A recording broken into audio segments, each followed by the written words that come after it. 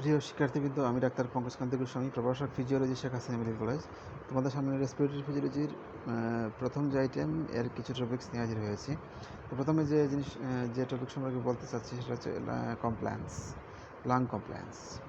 What is compliance? Compliance সম্পর্কে দুই একটা কথা এই স্লাইডে বলছি। কমপ্লায়েন্স হচ্ছে, একটু ভালো করে খেয়াল করবা, চেঞ্জ ইন ভলিউম আবার change in pressure. Pressure change হওয়ার ফলে ভলিউমের উপর কী প্রভাব পড়বে, এটা হচ্ছে লাং কমপ্লায়েন্স। ঠিক আছে। Compliance indicates how easily it stretch. যদি আমি একটা রাবার চিন্তা করি, দুই হাতে টান দিলাম, তার কমপ্লায়েন্স তত ভালো যে যত সহজেই স্ট্রেচ হবে, টান টান হবে।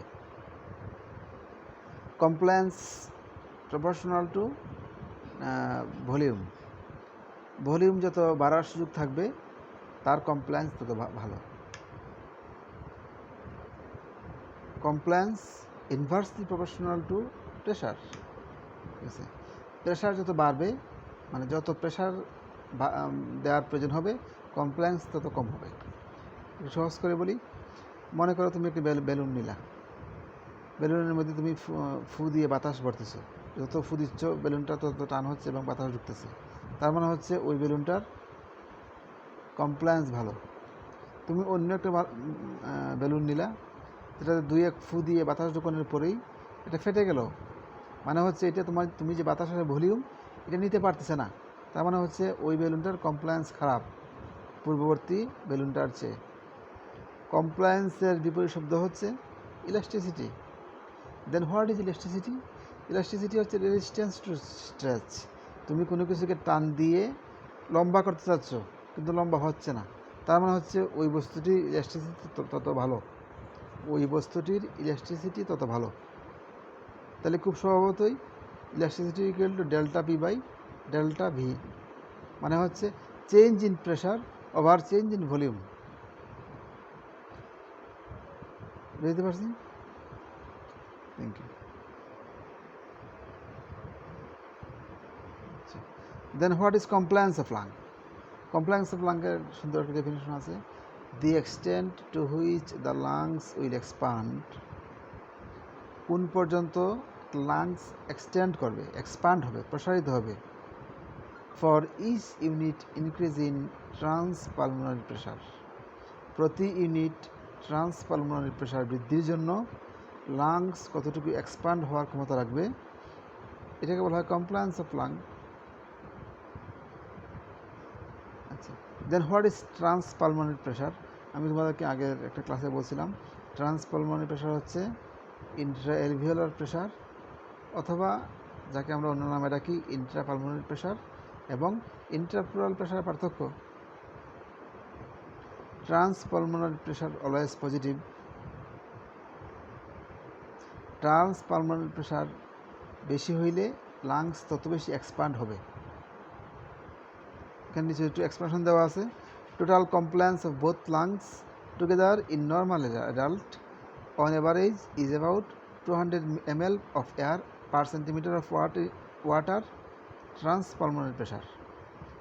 আর সহজ করে বলি, যদি আমরা 1 centimetre of water transpulmonary pressure বৃদ্ধি পায়, তাহলে লাংস এর ভলিউম 200 ml পর্যন্ত বাড়বে। ওকে, আচ্ছা। Then what is compliance of lung? বাংলায় বলি একটু,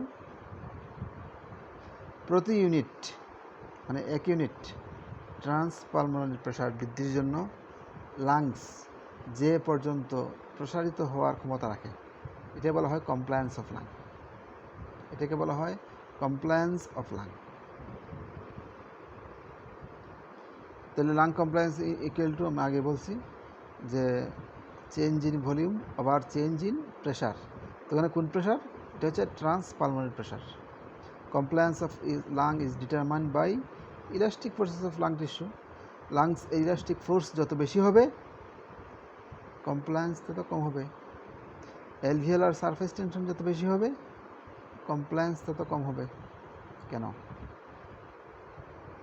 আমরা আগে বলছি elastic force is opposite to compliance. আচ্ছা,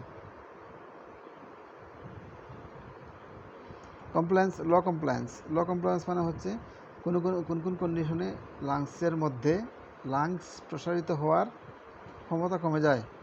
ল কমপ্লায়েন্স হচ্ছে সুপাইন পজিশন। তুমি বিছানায় চিত হয়ে শুয়ে রইলা, ওই সময় লাংস যতটুকু প্রসারিত হবে তার চেয়ে ভালো প্রসারিত হবে তুমি যদি দাঁড়াও বসো। তাহলে হাই স্ট্যান্ডিং ডায়াফ্রাম যদি উপরে থাকে তাইলে ইন্সপিরেশনের সময় ডায়াফ্রামের স্পেস কম হবে, জায়গা কম দেবে, ফলে হচ্ছে লাংসের ভলিউম কম হবে এবং কমপ্লেক্স কম হবে। পালমোনারি ফাইব্রোসিস, যদি লাং ফাইব্রোসিস হয়ে যায়, লাং যদি ফাইব্রেস্ট হয়ে যায় তাহলে ইলাস্টিসিটি বাড়বে, লাংসের মধ্যে বাতাস কম ঢুকবে। তো আমি আগে বলছিলাম যত বেশি ভলিউম বাড়বে কমপ্লেক্স তত বাড়বে, ফলে হচ্ছে যেহেতু লাং ফাইব্রেস্ট হয়ে গেছে লাংসের মধ্যে বাতাস কম ঢুকবে, আলটিমেটলি হচ্ছে কমপ্লেক্স কমে যাবে। সার্জিক্যাল ইন্টারভেনশন, তুমি একটা সার্জারি করলা, লাংসের একটা অংশ কেটে ফেলে দিলা, আলটিমেটলি লাংসের ভলিউম কমে যাবে, আলটিমেটলি হচ্ছে কমপ্লেক্স কমবে। তো হাইড্রোথোরাক্স নিউমোথোরাক্স আর কিছুই না, মানে হচ্ছে লাংস এর বাইরে যে প্লুরাল স্পেস আছে এখানে যদি পানি ঢুকে বা বাতাস ঢুকে, বাইরের থেকে স্টেবিং হইল কোনো কারণে, বা লাংস থেকে পানি প্লুরাল স্পেসে জমা হইল, ফলে ইন্টারপ্লুরাল স্পেসের যে নেগেটিভ প্রেশার ছিল এটা পজিটিভ হয়ে যাবে। পজিটিভ হইলে লাংসকে সে ভিতর দিকে ধাক্কা দেবে, ফলে লাং কম এক্সপ্যান্ড হবে, আলটিমেটলি হচ্ছে লাং ল কমপ্লায়েন্স হবে। হাই কমপ্লায়েন্স কখন হবে? যে ইমফাইসিমা কি?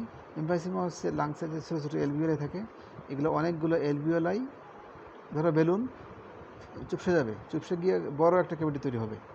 যদি বড় ক্যাভিটি তৈরি হয় তাহলে লাংসের ভলিউম বেশি হবে, লাংসের মধ্যে বেশি বাতাস ঢুকবে এবং আলটিমেটলি হচ্ছে লাং কমপ্লেক্স বেশি হবে। ওল্ড এজে হচ্ছে লাংস ফ্লেবি হয়ে যায়, মানে ফ্লেবি মানে হচ্ছে এটা ইলাস্টিসিটি কমে যায়, ফলে আলটিমেটলি হচ্ছে লাং কমপ্লায়েন্স বেশি হবে।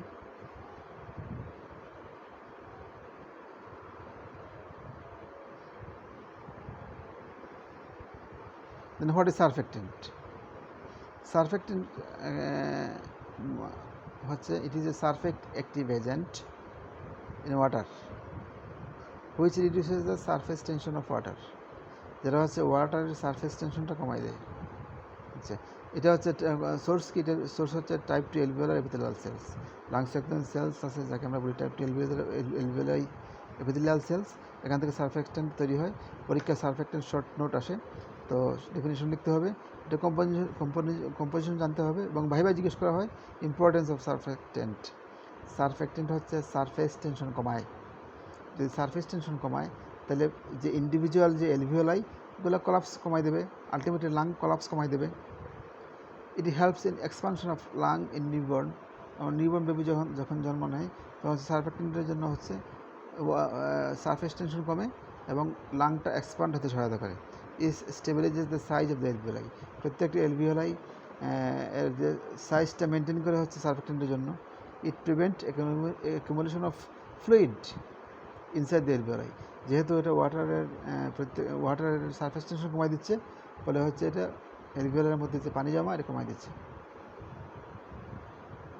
আচ্ছা, এখানে টার্ম আছে হায়ালিন মেমব্রেন ডিজিজ। এটা কি? যদি কোনো বাচ্চা প্রিমিচিউর বার্থ হয়, প্রিমিচিউর বার্থ হচ্ছে বিফোর 7 মান্থ বার্থ হয়, তাহলে যখন তার সারফেক্টেন্ট তৈরি হয় না তখন হচ্ছে তার প্রত্যেকটা এলভিওলাই চুপসে যায় এবং লাং কলাপস করে, যাকে আমরা বলি হায়ালিন মেমব্রেন ডিজিজ, বা এটাকে অন্য ইয়েতে বলা হয়, সেটা হচ্ছে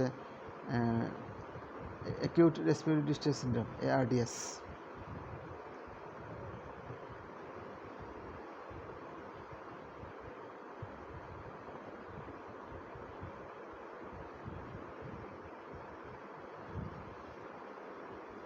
এখানে একটা ইম্পর্টেন্ট টার্ম, সেটা হচ্ছে ওয়ার্ক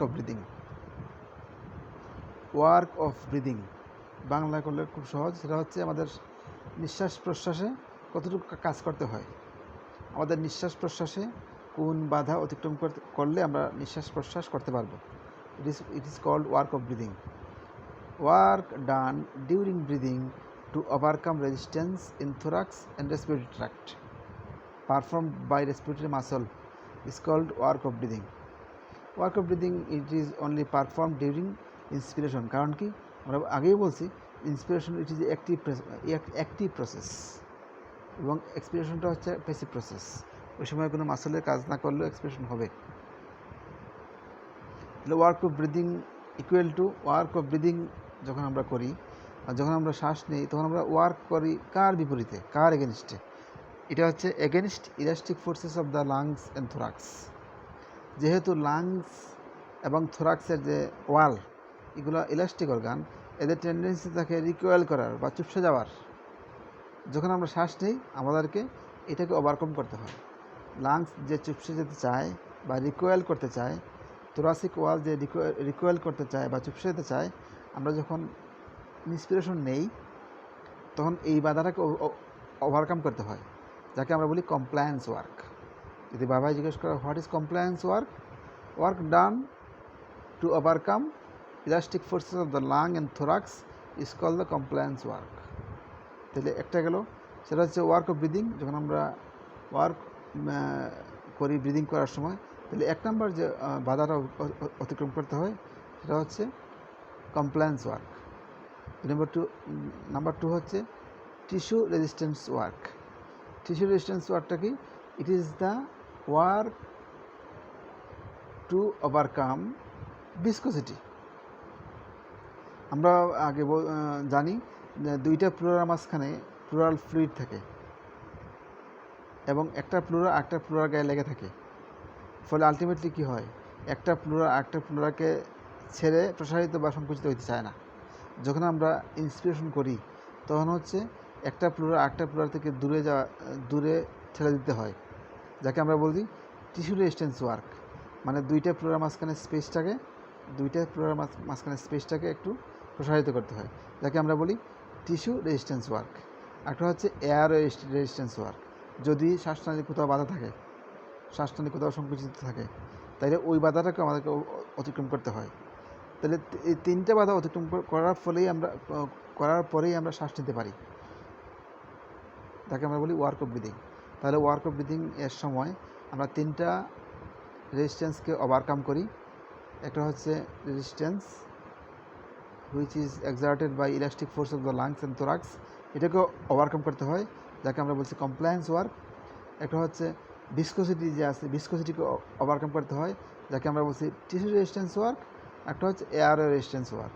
যদি এয়ারওয়ের কোথাও বাধা থাকে সেটাকেও ওভারকাম করতে হয়। এই সবগুলো বাধা অতিক্রম করার পরেই আমরা শ্বাস নিতে পারি, যাকে আমরা বলি ওয়ার্ক অফ ব্রিদিং। আমরা যখন প্রচণ্ড এক্সারসাইজ করি তখন আমাদের ওয়ার্ক অফ ব্রিদিং বেড়ে যায়, মানে তখন এই বাধাগুলো বাড়ে, এই তিনটে বাধা বাড়ে, তখন আমাদের ওয়ার্ক অফ ব্রিদিং বেশি করতে হয়। যদি কোনো কারণে রেস্ট্রিকটিভ বা অবস্ট্রাকটিভ লাং ডিজিজ হয় তখন আমাদের ওয়ার্ক অফ ব্রিদিং বাড়ে। তাহলে what is restrictive and what is obstructive? Restrictive মানে হচ্ছে মানে লাংসের মধ্যে বাতাস ঢোকার জায়গা কম, লাংস ভলিউম কমে যায়, যেমন হচ্ছে ফাইব্রোসিস। আর অবস্ট্রাকটিভ লাং ডিজিজটা কি? অবস্ট্রাকটিভ লাং ডিজিজ হচ্ছে যেমন হচ্ছে COPD, tonic obstructive lung disease, যখন হচ্ছে লাংসের মধ্যে বাতাস ঢুকবেই না। যখন এই ডিজিজগুলো হয় তখন হচ্ছে ওয়ার্ক অফ ব্রিদিং বেড়ে যায়। পরীক্ষায় অনেক সময় শর্ট নোট আসে work of breathing. Thank you.